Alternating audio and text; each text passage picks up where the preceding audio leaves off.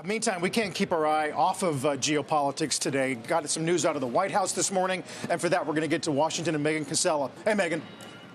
Good morning, Carl. We've got details on those new sanctions the Biden administration is announcing against Russia this morning. They'll be targeting more than 500 individuals and companies with the goal of slowing the economy and limiting access to weapons and the materials that Russia needs to build them. Now, some of those measures will be aimed at reducing energy revenues. They'll be focused on enforcement of that $60 price cap on oil, but they will not be changing the price cap itself. The goal here, they say, is to make it more expensive for Russia to circumvent that price cap and to sell oil on the open market. A few other highlights here. They'll be taking aim at Russia's financial sector, including NSPK, which operates Russia's national payment system. There'll be export restrictions on about 100 new entities. And importantly, these sanctions are not only on companies in Russia, but also on those in third countries doing business with Moscow. So think China and India here. Treasury officials say they have been in touch with Beijing on this, with the message that if you do business with Russia, we will sanction you too.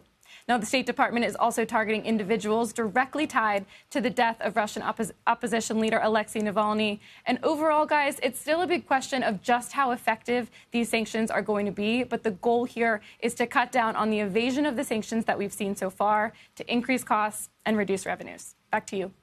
Thank you. Obviously, targeting, Jim, energy revenue, marking the second anniversary of this war. Yeah, look, it's one way to do it. The other way is to give them the missiles and the planes they need, and that way there would be a much better authoritative way to be able to stop this, because obviously the sanctions have been meaningless.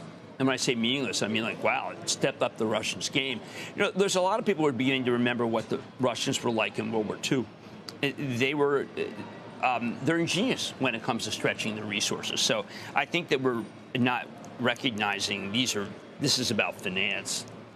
That's not what's going to stop them. Big opinion piece on the tape this morning looking at history where you thought the Russians were counted out. Right. And they managed to find some well of resilience and reassert their threat over the longer term. Yeah, in 1942 in Ukraine. Yeah. I mean, you had operations where they captured 600,000 Russian soldiers and 3 million Russian soldiers murdered. And it didn't matter. 28 million soldiers and civilians died in World War II, and the Russians kept coming. So, I mean, we have to start realizing who we're funding Ukraine. You have to start realizing that the Russians they have never played by the rules. They're willing to lose. It seems like there's almost no unacceptable laws. So you do these sanctions, like Putin's just like, money? With Stalin, money? Money? That doesn't mean anything. Exactly. Big headlines here, but you can imagine what the sentiment is in Poland and Germany.